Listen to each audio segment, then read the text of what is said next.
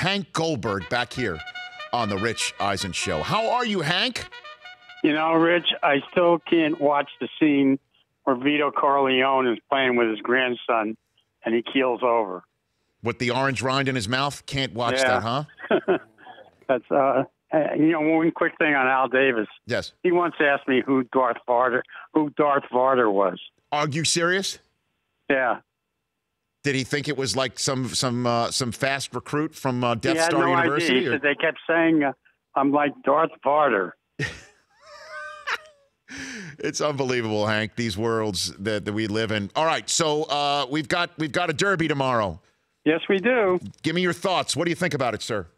Well, Justify, I think, is the horse to beat.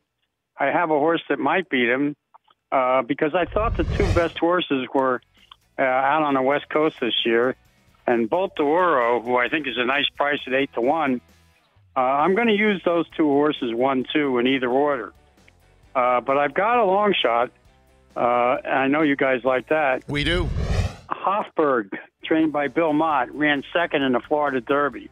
They say he looks great, and he's training very well, and he's going to have to improve some over that race, and I think he will.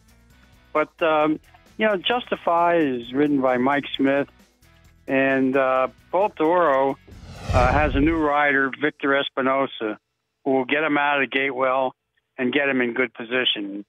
Justify drew the 7 post. It's a great draw for him.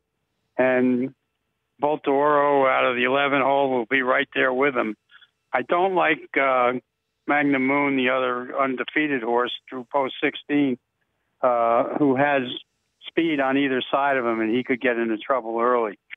And this is a good race because you've got pace in here, and I think it could set up for a closer like Hofburg. But I like those horses 1-2, and I'm going to have them 1-2 and superfectas with Hofburg and exacta boxes with Hofburg.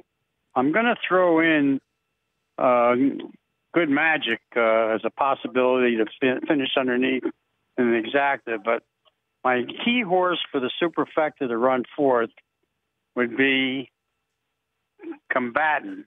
He's 50-1, fellas, and he ran fourth in the Arkansas Derby and third in the Rebel. He could have won the Rebel against Magnum Moon. He's 50-1. Magnum Moon is 6-1. But in the Rebel, got slammed out of the gate, got in trouble twice, and he was closing rapidly.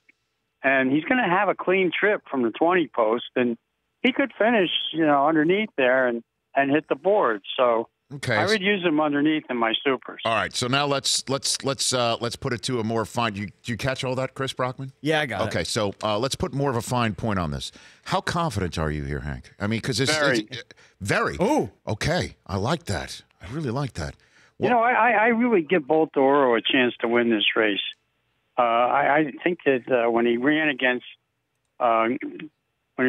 Justify in the Santa Anita Derby, he was tired off his previous race, and he ran second the whole way around, and he just couldn't catch Justify. Now, Justify, some of the experts say that his time wasn't that good, but Baffert has trained him harder coming up to this race. Baffert's very high on him. He could be, if he's as good as Baffert thinks he is, he's going to do well going forward, too. But this horse, he could be tremendous. I should mention Mendelssohn. The only thing I like about him is I had a history teacher in high school named Mendelssohn. But he shipped in late. The fifth horse that O'Brien. You're talking about the horse shipped in late, not your teacher, correct? Yeah. Okay. The history teacher's gone. I regret his loss too. But Mendelssohn, didn't come in until Tuesday. Didn't get out of quarantine until yesterday. It was his first day on the track. Aidan O'Brien is his fifth Derby. The best I think he's run with his horses is fifth. And the problem is they always ship these horses in from overseas too late to adapt to their surroundings on this track, and I think that'll bother them. But he's going to be part of the pace early. He's all about speed. Okay, so let's recap here for those.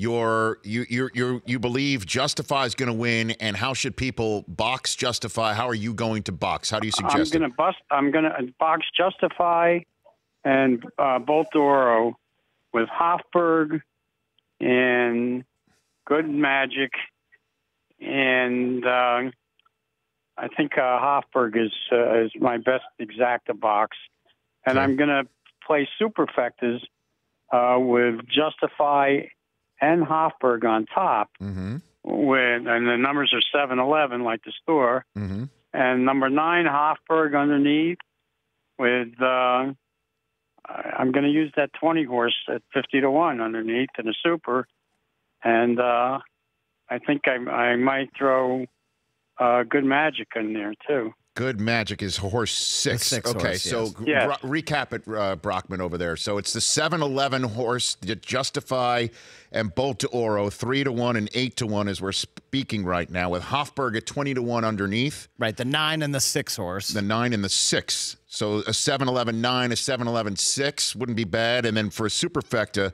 7-9, 11, 20 and 6. That's what you like. Yeah, and by the way, I would play a super with the 11 on top too, all right, to back it up. But by the way, Hofberg is not going to be 20-1. He's the wise guy horse right now. Okay, and they say he's looked great since he's got to Louisville. Bill Mott's a terrific trainer. He'll have him ready.